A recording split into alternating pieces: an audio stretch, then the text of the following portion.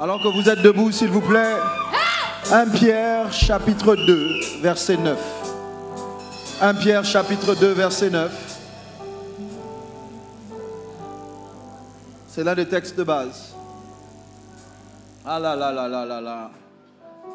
Et ensuite nous lirons 2 Timothée chapitre 2, verset 1 à 6. 1 Pierre chapitre 2, verset 9. Et ensuite 2 Timothée 2, 1 à 6.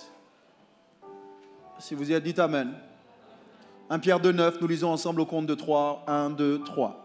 Vous, au contraire, vous êtes une race élue, un sacerdoce royal, une nation sainte, un peuple acquis, afin que vous annonciez les vertus de celui qui vous a appelé des ténèbres à son admirable lumière. 2 Timothée 2, 1 à 6. Que Dieu te bénisse. Lisons 1, 2, 3. Toi donc, mon enfant, fortifie-toi dans la grâce qui est en Jésus-Christ. Et ce que tu as entendu de moi, confie-le à des hommes fidèles qui soient capables de l'enseigner aussi. Souffre avec moi comme un bon soldat de Jésus-Christ. Il n'est pas de soldat qui s'embarrasse des affaires de la vie s'il veut plaire à celui qui l'a enrôlé. Et l'athlète n'est pas couronné. Il faut que le laboureur... Alors que tu es debout, permets-moi de prier. Père de toute éternité, toi qui ne sommeilles ni ne dors, toi qui es au-dessus de tous et de tout, toi qui ne perds jamais le contrôle, toi qui es toujours au contrôle, prends la direction de ces moments.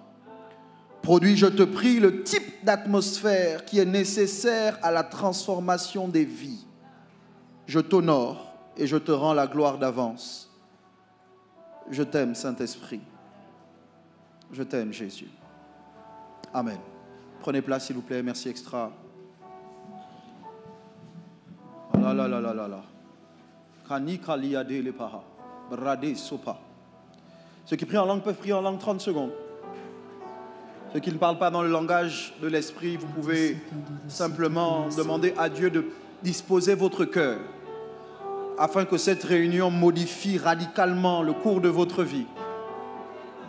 Liale, liale, liale, liale, liale, liale, liale, liale, Zanti paliale, no masi paliade, Janti paliale, sono malikalede, Zini malokote, saliade, limazede, Lima kaliade, sono mazi paliale, Rakate de base, palono mazilai, Marakate lebo, sonto pali palie, Shani mazode, paliale, sotomale, Rasso palie, limazede kalialo, Mata male, malikale, sono malite, lama sotele, likali maze, paliade, palialo, shadi male. Vous qui êtes en ligne et qui ne pouvant pas être là, vous vous connectez néanmoins à cette atmosphère. Je dis que ce que Dieu fait ici, qu'il le fasse là où vous êtes. Que l'atmosphère qui est ici rentre dans votre salon, rentre dans votre salle à manger, rentre dans votre voiture, rentre là où vous allez suivre ce message. In Jesus' name. Mets la main sur ton cœur, répète après moi, dis Père. Dis-le avec plus de force, dis Père. Illumine les yeux de mon cœur afin que je sache quelle est l'espérance qui s'attache à mon appel. Oh Dieu, je refuse de vivre en vain. Je refuse de vivre une vie qui ne compte pas. Ici et dans l'éternité, au nom de Jésus. Amen. Encore une fois, bonjour à tous. Aujourd'hui, je considère que bien plus qu'un privilège, c'est une responsabilité de me tenir devant vous. Pour moi, pour nous, le culte extraordinaire n'est pas juste un culte, c'est une vision. bien plus qu'une vision, c'est un mouvement. Aujourd'hui, voici l'objectif que je poursuis et je vais vous demander de prendre des notes parce que vous passerez à côté du culte si c'est simplement ma voix que vous entendez. Il faut qu'au-delà de ma voix, vous entendiez celle de Dieu. Et quand Dieu vous parle, c'est important d'écrire. Écris la vision, écris le futur, écris la prophétie, grave-la sur des tables afin qu'on la lise couramment. C'est une prophétie, c'est un futur dont le temps est déjà fixé. Voici l'objectif que je poursuis en ce jour. Provoquer chez vous le désir d'appartenir à une catégorie d'hommes et de femmes qui dirigent et qui dominent dans les sphères d'influence afin de pouvoir créer des changements concrets dans un monde qui semble être dirigé par le malin. Je veux provoquer chez vous un désir de faire partie d'une catégorie d'hommes et de femmes que Dieu est capable d'utiliser pour provoquer un changement concret. Que vous ne soyez pas juste des hommes et des femmes qui sont fidèles à un rassemblement religieux, mais que vous soyez des hommes et des femmes dont la vie compte dans le quotidien des hommes. Que vous puissiez laisser votre marque dans l'histoire des hommes sur la terre. S'il y a des gens qui ont créé, qui ont inventé des véhicules, des réseaux sociaux, des vêtements, je dis que Dieu fasse de toi un inventeur. Que Dieu fasse de toi quelqu'un qui innove. Je dis que tu ne sois pas parmi ceux qui copient simplement, mais que tu sois parmi ceux qui créent. Tu n'as pas dit amen parce que ça ne te concerne pas, mais ton voisin doit dire amen. Je dis que tu ne sois pas juste parmi ceux qui imitent, mais que tu deviennes quelqu'un qu'on imite. Nous voulons faire de vous des Kingsmen. Je sais que ça semble être écrit comme un seul mot, mais ça n'en est pas un, c'est deux mots ou trois. King, apostrophe S, et un peu plus loin, men, M-E-N, pluriel. Qu'est-ce qu'un Kingsman? Men, c'est pluriel. On va apprendre l'anglais aujourd'hui. Men, E-M-E-N, c'est pluriel. C'est le pluriel de M-A-N, man. Donc, qu'est-ce qu'un Kingsman? C'est un mot anglais, c'est un vocable anglais. La traduction française ou littérale serait « homme du roi ». Homme du roi. Donc, le mot Kingsman vient, ou les mots Kingsmen viennent d'une série de 3 films d'espionnage britannico-américains. Ces films mettent en avant une agence d'espionnage privée, une société secrète d'espions travaillant au service de leur patrie. Donc Kingsmen, vous pourrez faire des recherches plus tard sur Google, parle d'une société secrète, une société privée d'espions qui décide de se lever contre ceux qui veulent détruire la race humaine. Maintenant, si on a tiré ce mot ou ces mots d'une série de films britannico-américains, donc anglais-américains, la pensée de Kingsman est bel et bien dans les Saintes Écritures. C'est l'apôtre Paul, l'apôtre Pierre, excusez-moi, qui nous permet d'avoir une vision de ce que nous devons être en tant que chrétiens. Le texte que j'ai lu avec vous dans 1 Pierre 2,9, il dit « Vous êtes, nous sommes, une race élue ». Regarde ton voisin, dis-lui « Nous sommes une race élue ». Je n'ai pas le temps de développer, je vais juste les citer, mais je veux que vous sachiez que quand on dit race élue, c'est qu'il semble que s'il y a une race d'hommes, on parle de race d'hommes, on parle de race animale, il y a une race élue qui est différente des hommes qui vivent sur la terre. Nous ne sommes pas de ce monde. Quoiqu'étant dans le monde, nous ne sommes pas de ce monde. Une série que je vais faire, peut-être si Dieu me le permet, nous sommes des extraterrestres. Yeah. Nous vivons sur la terre, mais notre origine n'est pas la terre. Nous venons de quelque part. Est-ce que vous m'entendez? Si nous sommes une race élue, nous sommes aussi un sacerdoce royal. Je sais que les mots, pour l'instant, tu n'arrives pas à les visualiser, mais ce n'est pas grave. Dis à quelqu'un à côté de toi, nous sommes un sacerdoce royal. Nous sommes une nation sainte. My God, I give you praise. Ça veut dire que, en tant que chrétiens, nous avons une nation. Notre nation, nous sommes une nation dans une nation. Et notre nation est sainte. Nous sommes un peuple acquis. Tout ça, c'est ce que nous sommes. Pourquoi est-ce que nous le sommes? Quel est notre but? L'apôtre Pierre dit, notre but, c'est d'annoncer les vertus de celui qui nous a appelés des ténèbres à la lumière. Deux choses que je veux que vous notiez pour ceux qui prennent des notes. Premièrement, alors que je parle de ce texte-ci, ce que tu es, tu l'es parce que Christ t'a fait sortir des ténèbres pour la lumière. Je vais vous dire ça peut-être plus simplement. Je répète pour ceux qui écrivent. Ce que nous sommes, nous le sommes parce que Christ nous a fait sortir des ténèbres où nous vivions à la lumière qui est la sienne. Plus simplement, tu étais quelque chose dans les ténèbres, mais ça ne se voyait pas. Vous devez savoir que la lumière ne crée pas, la lumière révèle. Si on éteint les lumières, on sera toujours là, mais on ne verra pas correctement ce qui est là. La lumière vient donc pour qu'on voit clairement ce qui existe. Quand tu vivais dans les ténèbres, ton potentiel, ton identité ne se voyait pas. Dieu, pour que tu puisses être un instrument entre ses mains, devait t'emmener d'abord à sortir des ténèbres.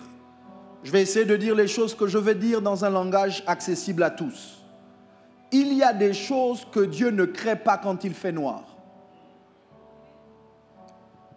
Au commencement, la Bible dit qu'avant de créer les animaux, avant de créer les hommes, il dit que la lumière soit. Ça veut dire qu'il y a des choses que Dieu veut faire dans la lumière. Il y en a d'autres qui sont faites dans le noir, mais il y en a que Dieu ne fait pas tant qu'il fait noir. Jésus dit, pendant qu'il fait jour, il faut que j'accomplisse les œuvres de celui qui m'a envoyé, parce qu'il arrive un moment où personne ne peut travailler. Est-ce que vous êtes là? Qu'est-ce que tu dis, évêque? Je suis en train de te dire que si tu n'es pas en Christ, si tu es toujours dans les ténèbres, il y a des choses que tu ne pourras pas faire. Il y a une vie que tu ne pourras pas vivre. Ça ne dépend pas de tes amis, ça ne dépend pas de ton argent. Tu as besoin de lumière. Dis à quelqu'un à côté de toi, tu as besoin de lumière. La deuxième chose pour ceux qui prennent des notes, c'est que ce que nous sommes, nous le sommes pour lui.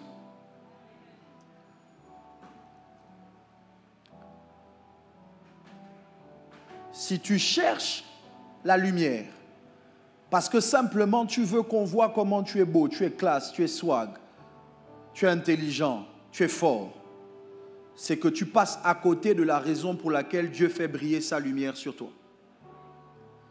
Si Dieu fait briller sa lumière sur toi, c'est parce qu'il veut que lorsque les hommes te voient, tu annonces les vertus de celui qui t'a appelé. En d'autres termes, tu brilles parce qu'il veut que par toi, les gens le connaissent. Évêque, je suis un jeune, voici mes projets, voici mes ambitions, voici ce à quoi j'aspire. Le problème n'est pas ce à quoi tu aspires, mais pourquoi tu y aspires. Pourquoi tu tiens tant à être milliardaire?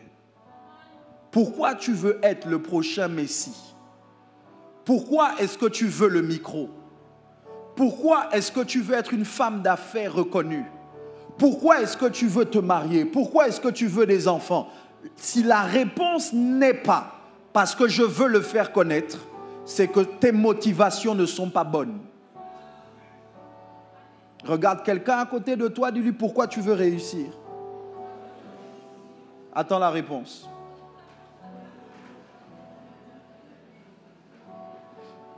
toujours, pour avoir une meilleure compréhension de ce que nous sommes, je veux maintenant m'appuyer sur le texte, les phrases de l'apôtre Paul.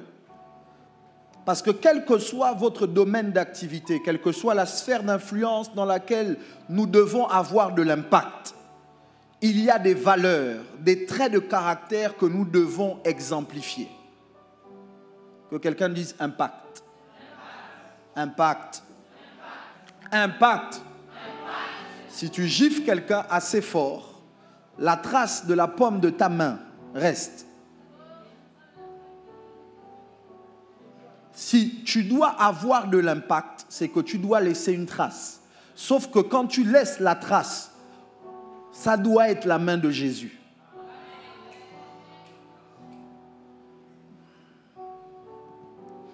L'apôtre Paul dit, toi donc mon enfant, fortifie-toi dans la grâce qui est en Jésus-Christ.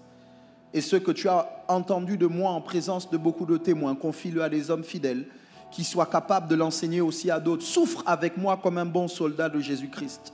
Il n'est pas de soldat qui s'embarrasse des affaires de la vie s'il veut plaire à celui qui l'a enrôlé. Et l'athlète n'est pas couronné s'il n'a combattu suivant les règles. Il faut que le laboureur travaille avant de recueillir les fruits.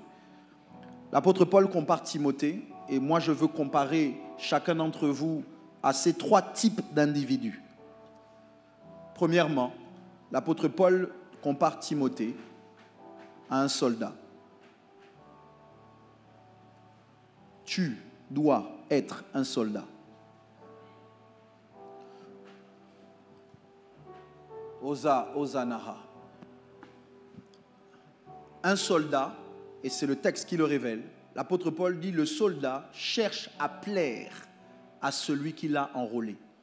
Écoutez-moi bien, le soldat ne doit pas chercher à gagner des guerres. Le soldat doit chercher à plaire à celui qui l'a enrôlé. Parce que si ton seul objectif c'est la guerre, quand celui qui t'enrôle dit ce n'est plus le temps de la guerre, c'est la paix, tu restes quelqu'un qui veut faire la guerre. Vous m'entendez ou pas? Un soldat, c'est quelqu'un qui choisit d'obéir aux ordres plus que d'obéir à ses envies. Regarde ton voisin, lui, est-ce que tu es un soldat? Cherche un autre voisin, celui-là n'aime pas quand tu lui parles. Cherche un autre voisin. Dis-lui, est-ce que tu es un soldat? Écoutez-moi s'il vous plaît. Si vous êtes des soldats, voici ce que l'apôtre Paul révèle et que je vous annonce. L'apôtre Paul dit, le soldat souffre. Si tu es un soldat, tu dois accepter de souffrir. Tu n'aimes pas la souffrance, tu n'es pas dans la bonne armée. Dans notre armée, dans notre royaume, on souffre. Dis amen bien. Amen. La vérité, c'est que tu dois choisir à la fin parce que tu vas souffrir. Tu vas souffrir soit pour atteindre tes objectifs, soit pour plaire à celui qui t'a enrôlé, ou tu vas souffrir parce que tu veux plaire à ta chair. De toutes les façons, tu souffriras. Maintenant, il faut choisir pour qui tu souffres. Beaucoup d'entre vous, vous souffrez pour vos parents. Vous souffrez pour vos amis. Vous souffrez pour la société. Vous souffrez parce que vous voulez plaire à des hommes qui sont inconstants. Au lieu de chercher à plaire à celui qui est constant. Il dit, jamais je ne t'abandonnerai, jamais je ne te délaisserai. Même si une mère est capable d'oublier son enfant, moi l'Éternel, je ne t'oublierai pas. Il faut souffrir pour quelqu'un qui aura toujours, en anglais, la version anglaise dit, he will always have your back. Ça veut dire qu'il aura toujours tes arrières. Il sera toujours quelqu'un sur qui tu peux compter. Il sera ton arrière-garde. Bouscule quelqu'un à côté de toi, lui apprends à souffrir pour Christ. La deuxième chose importante pour un soldat, c'est qu'un soldat ne doit pas s'embarrasser des affaires de la vie. Écoutez-moi bien. De manière simple, le soldat, sa priorité, c'est pas qu'est-ce qu'on mange. C'est pas qu'est-ce qu'on boit. C'est pas, il y a une nouvelle paire de chaussures qui vient de sortir. Il y a un nouvel iPhone qui vient de sortir. Il y a de nouvelles mèches qui viennent d'arriver. Le soldat ne réfléchit pas comme ça. Si tu réfléchis seulement en mode qu'est-ce que je peux gagner, tu n'es pas un soldat. Le soldat est conscient qu'il doit se priver maintenant parce que la patrie, celui qui l'enrôle est plus important que tout. Quand tu es un soldat, à 4 heures du matin, tu te lèves. On te dit, on va courir sous la pluie. Tu ne rechignes pas, tu ne boudes pas, tu ne te plains pas. Il n'y a pas de place dans l'armée du Seigneur pour les... Oh. Non, il n'y a pas de place pour les plaintes. Beaucoup d'entre vous, on ne peut... Ah, j'ai failli pécher. Je vais quand même dire, on ne peut rien faire de vous parce que vous vous plaignez constamment. Vous ne voulez payer aucun prix. Jeûne, mon estomac. Donc nous, on va jeûner pour toi. Ta propre vie, tu ne veux pas jeûner. Joanda. Ta propre vie, tu ne veux pas. Ta propre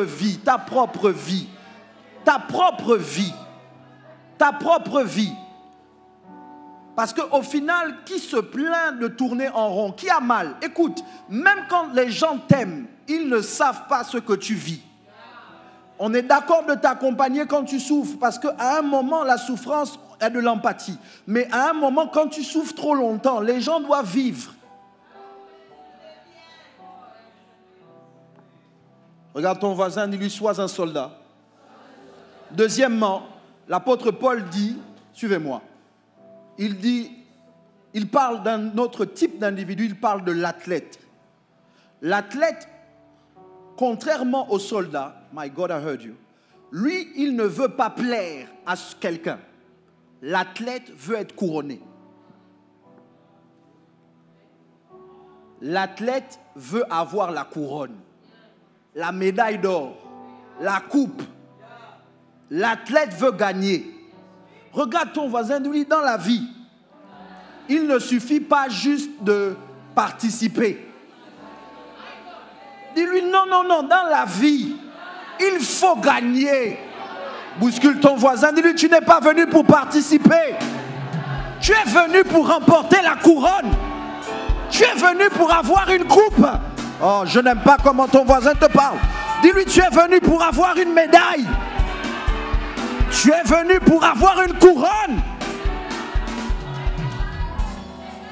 C'est quelle histoire que Dieu m'aide avec le temps? C'est quelle histoire où tout ce qui compte c'est de participer? Le diable est un menteur.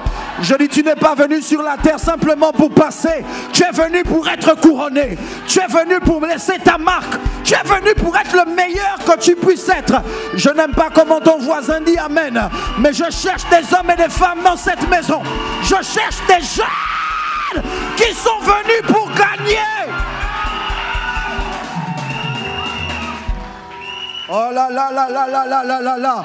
Quand les gens essaient de te dire, toi tu veux trop gagner, tu dis, je ne suis pas venu ici pour faire le nombre. Je ne suis pas venu pour participer. J'aurai ma couronne. Je prophétise sur quelqu'un ce matin. Avec ma main droite levée, je dis, tu seras la première personne dans ta famille à être couronnée. Je dis, si personne dans ta maison ne sait ce que c'est que de gagner, je dis, à partir de toi, il n'y aura que des gagnants. Je dis, c'est toi qui vas enlever la honte du nom de ta famille. Assieds-toi.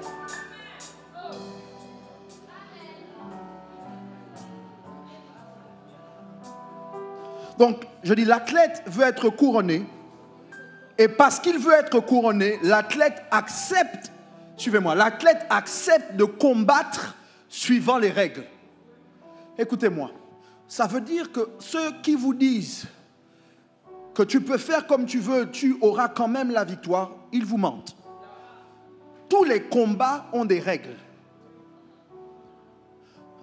Quel que soit le domaine d'activité d'un athlète, quel que soit le type de sport que l'athlète fait, que ce soit le basket, le foot, la course de fond, la course de vitesse, le marathon, le relais, quel que soit le type d'activité, il y a des règles. L'un des pièges du diable, my God, I heard you, c'est de vous faire combattre dans votre domaine avec les règles d'une autre catégorie. Le boxeur ne gagnera pas s'il se bat avec les pieds. Le boxeur, c'est les mains. Dans une autre catégorie, dans un autre sport, on se bat avec les mains et les pieds. Vous m'entendez? Si tu ne connais pas le domaine qui est le tien, tu ne connais pas les règles de ton domaine, tu peux être disqualifié alors que tu t'es préparé simplement parce que tu ne connais pas les règles. Dans le domaine de la course de vitesse, il y a ce qu'on appelle un faux départ. Ça veut dire que tu cours avant que le coup d'envoi ne soit donné. Je prie Dieu que personne ne vole ta course. Que personne ne vole ta course. Que toi-même, tu ne sois pas un frein à ta préparation. Attends le coup d'envoi. Je dis mon frère, ne sois pas pressé de courir. Attends le coup d'envoi. Le plus important n'est pas de courir. Le plus important, c'est de courir suivant les règles. Voici comment Salomon le dit. Cantique de cantique. Il dit, je vous en prie, filles de Jérusalem, ne réveillez pas l'amour avant qu'elle le veuille. Ça veut dire qu'il y a un temps même où il faut aimer. Certains d'entre vous, ce qui vous a détruit, c'est que vous avez aimé trop jeune. Vous avez aimé trop tôt, je sais de quoi je parle. J'ai toujours été précoce dans ce que je fais. Certains d'entre vous, vous avez aimé trop tôt. Ton corps n'était pas prêt. Ton cœur n'était pas prêt. Ton mental n'était pas prêt. Troisièmement, à cause du temps, il compare Timothée à un laboureur. Et il dit le laboureur, my God, my God, my God, que Dieu m'aide. Le laboureur ne cherche pas à plaire à quelqu'un. Le laboureur ne veut pas qu'on voit qu'il a travaillé parce qu'il a une couronne. Le laboureur s'en fout de la couronne. Ce qui compte pour le laboureur, ce sont les fruits. Le laboureur veut recueillir des fruits. La couronne ne nourrit personne. Le laboureur ne se préoccupe pas de l'image ou de l'apparence. Le laboureur veut les résultats. Et pour lui, les résultats, on doit manger ça. À cause de ça, vos Bibles disent que le laboureur travaille. Je n'ai pas le temps d'aller dedans, mais ça veut dire que le laboureur ne travaille pas que sur lui-même. Il travaille sur lui-même parce qu'il doit aller tôt le matin et jeter la semence. Mais le laboureur travaille sur la terre. Il travaille sur la terre qui doit recevoir la semence. Et il travaille sur la terre qui a reçu la semence. L'un des problèmes que vous avez, c'est que vous n'aimez pas travailler. Et vous voulez travailler seulement post-résultat, non, pré-résultat, donc avant les résultats. Est-ce que vous savez que certains résultats demandent que vous travaillez encore? Le problème qu'on a avec l'éducation actuelle, le système d'éducation qui est le nôtre, c'est que ça nous fixe des objectifs quand tu travailles et que tu te dis « je vais avoir mon bac ». Tu vis ta vie comme si après le bac, il n'y avait plus le travail. Tu es choqué quand tu arrives à l'université, tu te rends compte que tu bosses encore. Que c'est même plus dur parce que maintenant on ne t'attend plus avant de recopier. Avant on dictait, on ne dicte plus. Il écrit, il fait son truc, tu prends des notes, tu pars. Certains d'entre vous, vous êtes en difficulté parce que vous pensiez que quand vous auriez fini d'étudier, la belle vie allait commencer. Et maintenant, vous travaillez pour chercher le travail.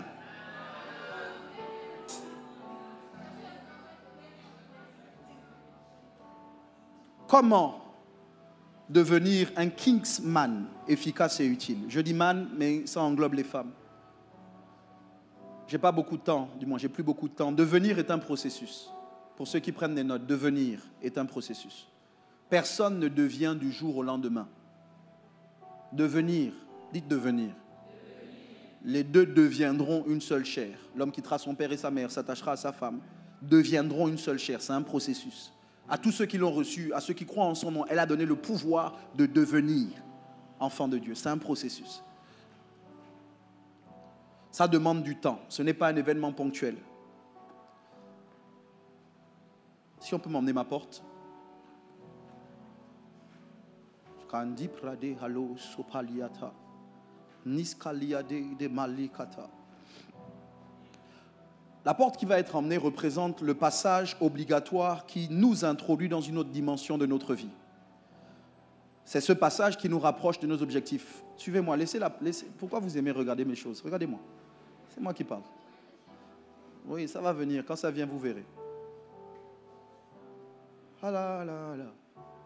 Il y a une présence, Seigneur, oh Dieu. Que la vie de quelqu'un soit changée. C'est dans l'autre sens, c'est dans l'autre sens, c'est dans l'autre sens. Merci. Yeah, good job. Décale un peu parce que là la caméra ne me voit plus, on doit me voir. Il y a des moments où c'est bien de me voir, il y a des moments où j'aime pas qu'on me voit, mais là comme je prêche, il faut qu'il me voit. Ça tient? Ça tient? Ouais, restez juste là. Il ne faut pas que ça tombe sur quelqu'un. J'ai besoin de la clé. On peut m'emmener mon premier papier. Suivez-moi. Une porte majeure. Une porte, quelle que soit la beauté de la porte n'est pas faite pour être admirée. Elle est faite pour être traversée. Oh Dieu, ouvre une porte. Oh Seigneur, donne-moi une porte. Dans cette saison, Seigneur, ouvre la porte. La porte là, c'est pour traverser. La porte doit t'emmener quelque part. Vous m'entendez? Donc, je veux que vous compreniez que la porte, en elle-même, n'est pas l'objectif que vous devez poursuivre. Votre vie de prière ne doit pas être, Seigneur, les portos. Donne-moi les portos, les portes de ma vie. Non. Ta vie de prière doit être, Seigneur, et c'est là où on va arriver. Mais ta vie de prière, c'est, Seigneur, je veux aller quelque part. Parce que tu veux aller quelque part, donne-moi de reconnaître les portes qui m'emmènent là où je veux aller, qui vont m'introduire dans la prochaine saison de ma destinée. Vous m'entendez? Ok, donc il y a 3 choses. Comment devenir un Kingsman? Viens. Elle est là. Premièrement, et ça concerne la porte de la destinée. Vous pouvez reculer un peu? Reculez ça. Décalez ça. Pour que tout le monde décale ça. Non? Bon, vas-y. Un peu Fabio. Il y a de la place ici, je pense, pour le panier offrande. Voilà.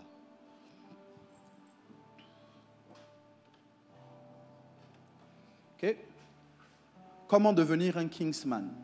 Utile et efficace. Efficace et utile. Okay.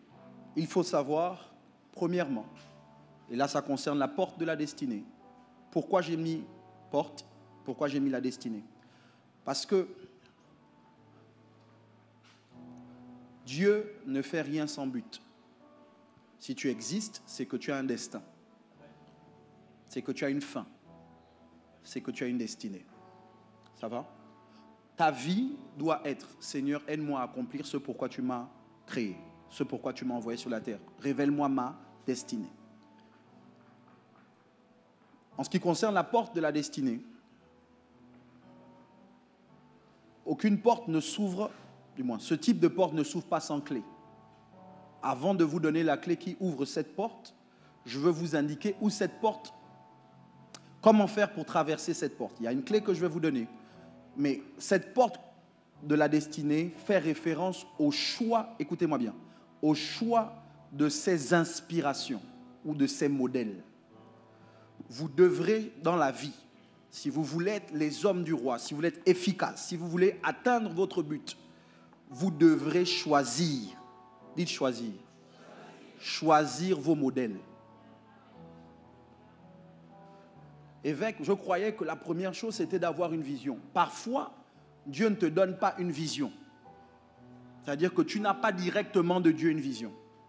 Mais tu as une vision au travers des gens que tu vois, qui t'inspirent. Tu te rends bien compte que tu as envie de faire ce qu'ils font. À un moment, Abraham a du mal à voir ce que Dieu lui dit. Dieu lui dit, tu seras le père d'une multitude. Abraham ne comprend pas c'est quoi multitude en termes de père. Il n'a pas un seul enfant. Dieu le fait sortir de la tente, lui dit, lève les yeux. Il voit les étoiles.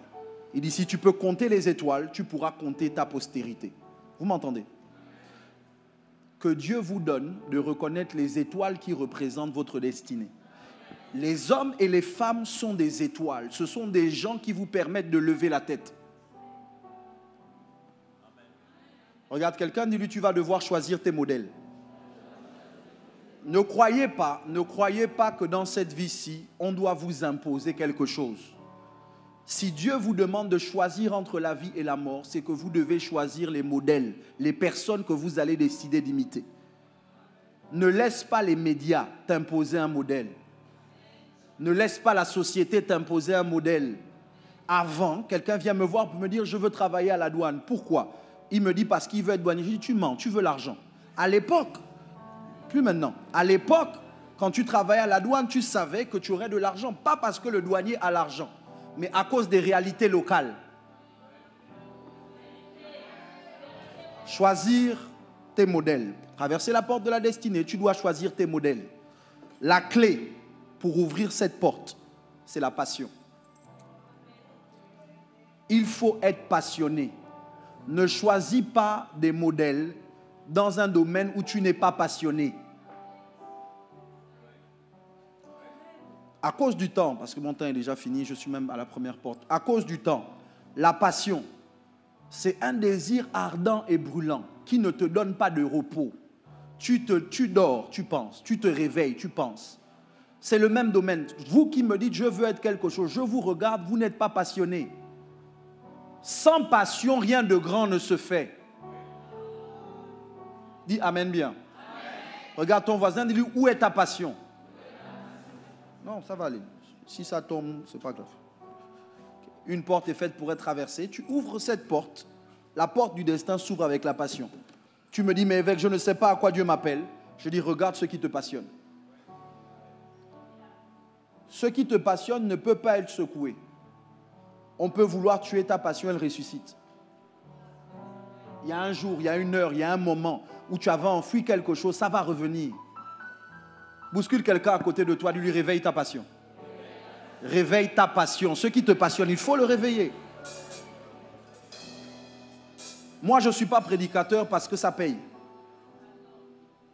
Le problème que j'ai avec plusieurs d'entre vous, c'est que vous choisissez là où vous devez, ce que vous devez étudier, là où vous devez aller, le travail que vous devez avoir en fonction de l'argent. L'argent ne doit pas dicter tes choix. Moi, je suis prédicateur parce que je suis passionné. Et parce que je fais ce que je fais avec passion, ça va payer. Tu n'as pas dit Amen, mais ce n'est pas grave. Change. Le deuxième mot, la deuxième porte que je veux que vous compreniez, que je veux que vous traversiez. Après, alors que j'ai parlé du choix de ces modèles, ou choisir ces modèles. Deuxièmement, il faut choisir ses formateurs ou son centre de formation. La deuxième porte, c'est la formation. Personne, je dis bien personne, ne sera tout ce que Dieu veut qu'il soit sans être formé. Si tu as déjà trouvé quelle est la porte, quel est ton destin, si tu as déjà trouvé ce à quoi Dieu t'appelle, ta prochaine étape, c'est te faire former. Dis Amen. C'est te faire former. Dis Amen bien.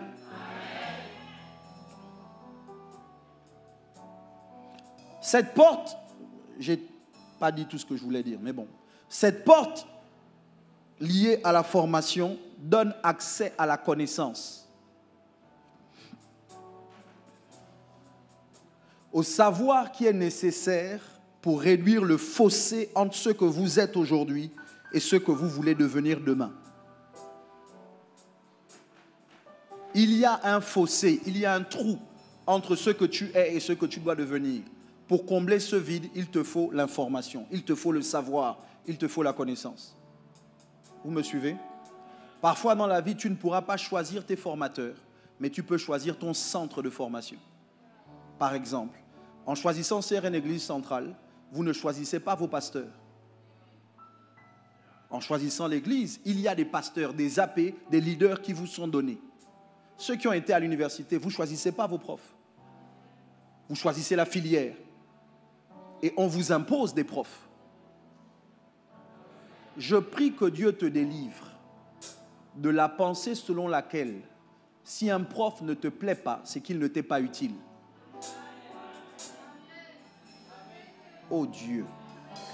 Beaucoup d'entre vous, ce qui vous a bloqué dans la vie, vous auriez dû parler anglais. Dieu n'arrive pas à te rendre international. Dieu n'arrive pas à te rendre international Parce que pendant le cours d'anglais à l'école, au collège, au lycée et à l'université, tu as abrégé le cours. Tu as séché le cours. Le prof m'énerve, je n'aime pas sa bouille, je n'aime pas comment il note. Mon frère, ma soeur, aujourd'hui ton produit, même quand tu dois un peu parler anglais, même le pitching tu ne connais pas. C'est-à-dire que ton niveau d'anglais est tellement bas que même le gars qui ne parle pas anglais parle mieux anglais que toi.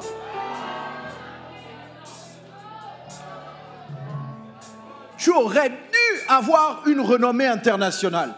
Tu devrais avoir un commerce qui ne touche pas juste les francophones.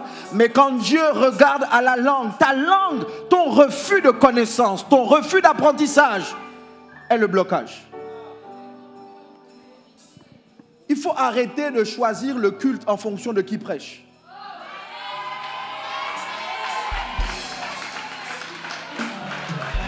Tu peux ne pas choisir tes formateurs, mais tu dois te rassurer d'être dans le bon centre de formation. Est-ce que quelqu'un reconnaît qu'on a une bonne église? Est-ce que quelqu'un reconnaît qu'on a un bon centre de formation? Cette porte s'ouvre. La clé qui ouvre cette porte, la clé qui ouvre la porte de la formation, c'est l'humilité. On ne peut pas former quelqu'un qui connaît. On ne peut pas former quelqu'un qui refuse de descendre. On ne peut pas former quelqu'un qui refuse de se rabaisser pour être élevé. L'humilité, c'est savoir, c'est connaître sa place, rester à sa place. Mais parfois, c'est savoir que tu ne connais pas. À quoi ça te sert de vouloir nous montrer ce que tu connais? Tu n'es pas ici pour dire au révérend Richard, j'ai lu dans la Bible. Il y a des chrétiens qui viennent voir leur pasteur, leur évêque, pour dire Dieu m'est apparu, ce texte. Et révérend Richard, quand tu l'as interprété, c'était pas bon. Qui te mange? Non, mais qui te mange? Qui te déguste? Qui t'ensorcelle? Il faut arrêter de penser que Dieu s'est trompé en nous mettant au-dessus de vous. Des enfants qui veulent dire à leurs parents comment être parents. Des chrétiens qui veulent dire à leur pasteur comment être pasteur. Des brebis qui veulent dire à leur berger comment être berger. Qui t'a mangé? Qui t'a ensorcelé? Tu n'as jamais conduit même 10 personnes. 10 personnes. Et c'est toi qui veux me dire comment on gère une église de 700 personnes. Parce que tu as lu dans un livre ou parce que tu as eu un songe. Il faut accepter de s'abaisser. La Bible dit celui qui s'abaisse sera élevé. On ne peut pas vous former. Moi, je ne peux pas former les gens qui n'écoutent pas. On t'a donné 2 oreilles et une bouche. C'est pour parler, c'est pour écouter 2 fois plus que tu ne parles. Tu n'as pas 2 bouches et une oreille. 2 oreilles et une bouche. Dieu n'a pas fait d'erreur. Tu dois écouter plus que tu ne parles. Et parfois dans la vie, quand tu es devant le maître, tu ne fais pas étalage de ton savoir parce que c'est de la folie. Quand tu es devant le maître, tu t'assois, tu sors un stylo, tu prends un bout de papier et tu écris.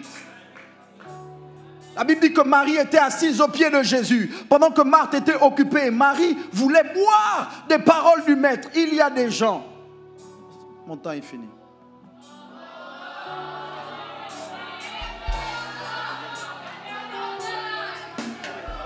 Il y a des gens dont vous ne serez plus proches à un moment parce que Dieu vous les avait envoyés pour une saison. J'étais aux États-Unis pour mes études théologiques. J'avais accès à une librairie. Il y avait les livres, une bibliothèque où il y avait les livres de Marion Branham, Catherine Kuhlman, John G. Lake, tous les héros de la foi. Pendant que certains allaient à la bibliothèque pour lire, d'autres, avec la même bibliothèque, dans la même université, sortaient le soir pour groover. Sauf que l'université, à un moment, tu vas finir. Tu n'auras plus les mêmes facilités. Il y a des choses qui aujourd'hui te sont gratuites à cause de ton centre de formation. Dans la vie, ça va te coûter. Il y a des gens, vous ne vous rendez pas compte. Aujourd'hui, ils vous parlent gratuitement. Dans quelques années, pour les écouter, vous allez devoir payer.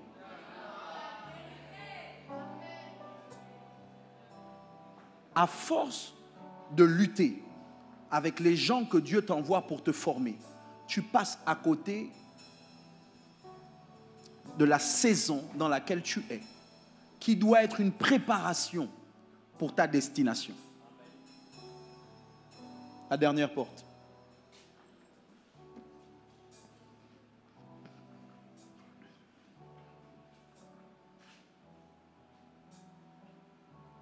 Je peux m'arrêter là, sans vous donner le reste.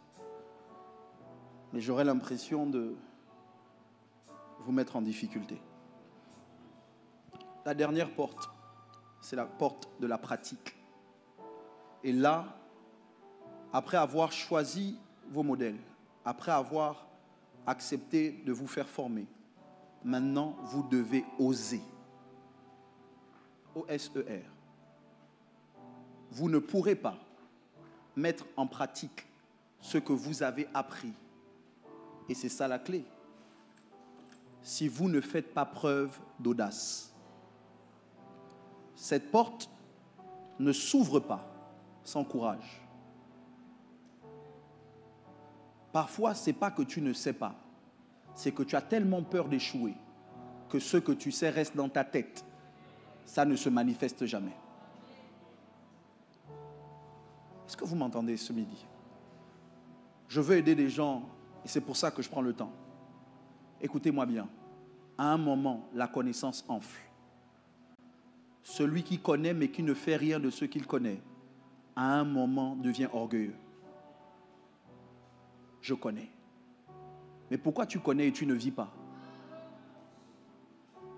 C'est toi qui veux nous dire comment chanter, pourquoi tu ne chantes pas? C'est toi qui veux nous dire comment prêcher, pourquoi tu ne prêches pas? C'est toi qui veux nous dire comment réussir, pourquoi tu ne réussis pas? Vos Bibles sont formelles, la sagesse du pauvre est méprisée. Ça veut dire qu'à un moment, quand tu es sage, mais qu'on ne voit pas les résultats, les gens te méprisent. Tu ne peux pas toujours être le célibataire qui conseille les couples.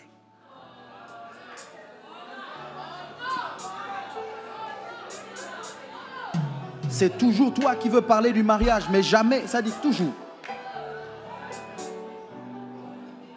Non, mais là, je ne parle pas. Écoutez-moi.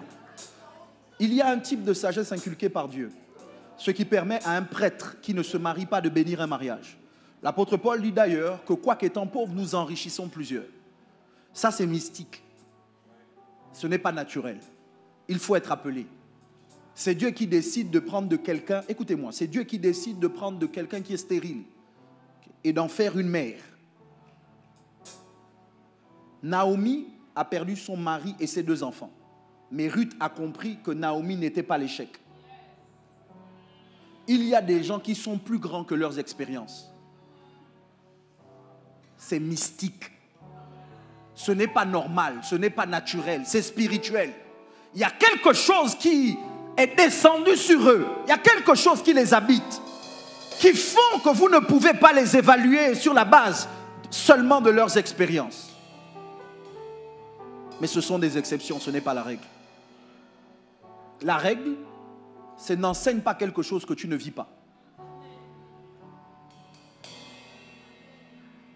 Rien ne te donne le droit de nous dire comment réussir sans réussir toi-même. La pratique. La clé, c'est l'audace. L'audace, c'est accepter de faire face à la peur et de dire que même si j'ai peur, je vais faire. La peur de l'échec ne doit plus te bloquer. Arrête de garder ce que tu sais et de te dire un jour. Le jour, c'est maintenant.